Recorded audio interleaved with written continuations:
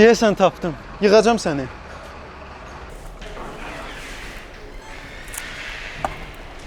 Salam xanım. Salam. Oo, Sadət. Yusif. Necəsən? Yaxşıyam, sən necəsən? Yaxşıyam, nə qəşəngləşirsən. Çox sağ ol. Neçə vaxt görünmürsən. Bəs gəlmisən xəbər elə də.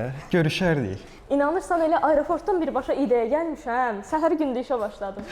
İşləyən oldum belədir də. 24 saat da bəs eləmir. Gözə gətirməyə bir cansız da.